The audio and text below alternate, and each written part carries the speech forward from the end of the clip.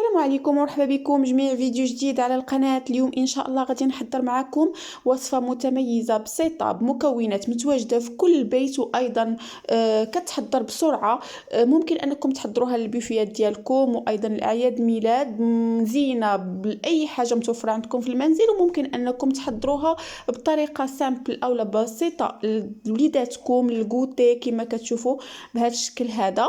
كيجيو رائعين جدا ومتميزين، ما غاديش تستغنوا عليهم، لان الطريقه اللي غادي نحضر لكم بها هي طريقه بسيطه، وايضا كتجي لذيذه بزاف وناجحه مليون بالمئه. على بركه الله ندوزو المقادير وطريقه التحضير. بالنسبه للمقادير غادي نحتاجو ان شاء الله هنايا جوج ديال الجزرات محكوكين على شكل طولي، يكونوا بحجم متوسط. هنايا كما كتشوفوا عندنا كاس ونصف ديال العنبه ديال الدقيق، 3 البيضات بحجم متوسط يكونوا بحراره المطبخ. وايضا غادي نحتاجو 80 غرام ديال سكر سنيده. غادي نحتاجو الكركاع كيبقى فاكولتاتيف فقط، اللي بغى يضيفو، اللي ما بغاش ممكن الاستغناء عنه. الكميه المسموح بها كتبقى على حسب شنو عندكم. كاس ديال العنبه ديال الزيت المائده، شويه ديال القرفه، شويه ديال جانجومبر او سكينجبير، وواحد الساشي ديال بيكين باودر او الخميره الكيميائيه. بالنسبه للمقادير غتلقاوها بالتفصيل في صندوق الوصف. وعلى بركه الله كما كتشوفوا غنبدا التحضير معكم ديال هاد لي كاب كيك. بالنسبه للبيض وضعت 3 البيضات كما كتشوفوا بحجم متوسط بحراره المطبخ، وضعتهم في البول. كنوضع عليهم واحد القبيصه ديال الملحه فقط لتعديل الذوق. كنضيفوا 80 غرام ديال السكر سنيده، وكنحاولوا نطربوا الجميع. من الاحسن نطربوه بالطراب الكهربائي. اللي ما متوفرلوش ممكن انه يدير الطراب اليدوي، ولكن هنايا بالنسبه للطراب الكهربائي كيعطينا نتيجه افضل.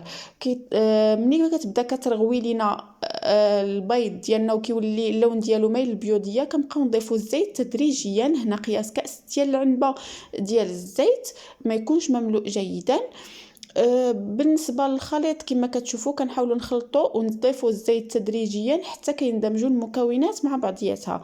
من بعد حنايا كنضيفوا واحد الراس ديال الملعقه صغيره ديال سكينجبير، وممكن انكم ديروا سكينجبير طري. راس المعلقه ديال القرفه حتى هي كتعطي واحد الاضافه جيده لهاد لي كاب كيك. كنوضعوا واحد شويه ديال الكركاع اللي كيبقى كما سبقت وذكرت لكم فاكولتاتيف، يعني ماشي بالضروره توضعوه، وممكن تعوضوه بحاجات اخرين اللي متوفر عندكم في المنزل. ما تكلفوش راسكم. وبالنسبه للدقيق اللي كنكونوا غربلناه من قبل، كنوضعوا تقريبا كاس ونصف ديال العنبه.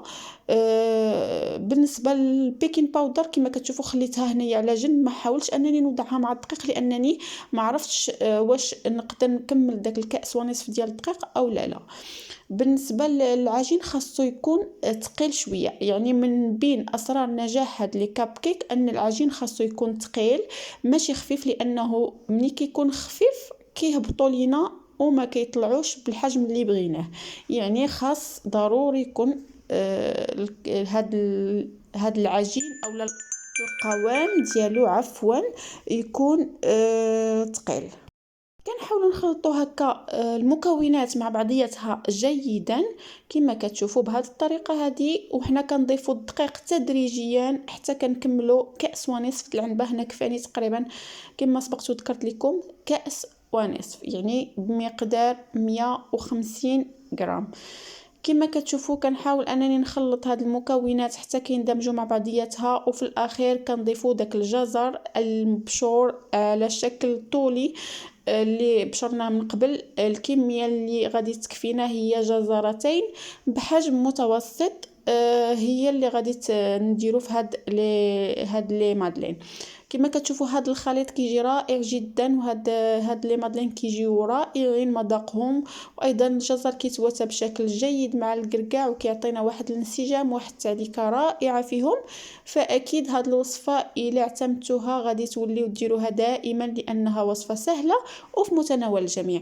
هنايا كما كتشوفوا حاولت انني نضيف البيكين باودر او الخميره الكيميائيه في الاخير، وكنخلط المكونات حتى يندمجوا جيدا.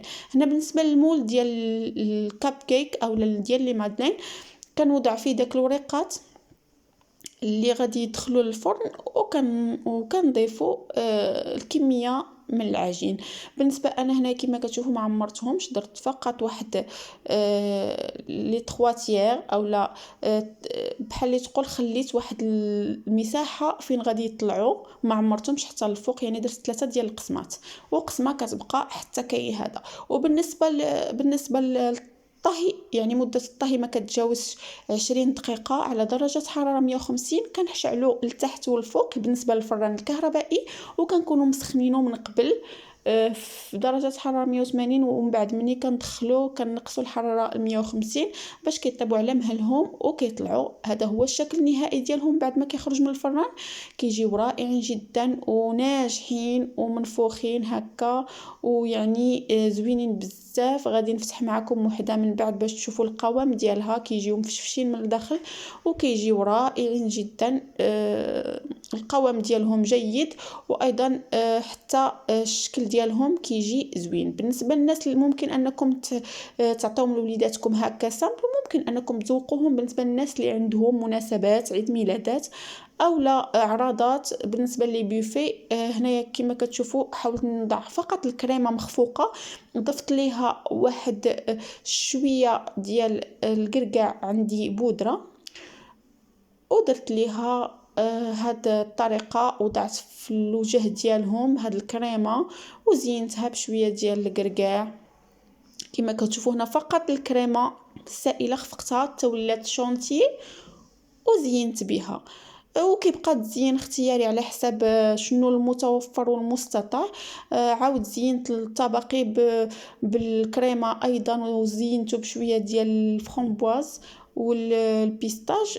فاكيد اللي متوفر في الدار هو اللي كنزينو به، ما كنتكلفوش. وايضا ممكن اننا نخليوهم هكاك سامبل بالنسبه للوليدات اللي ما تيعجبهمش الكريمه، اولا بالنسبه للحاجه اللي غادي نصاوبوها كوتيديان يعني يوميه.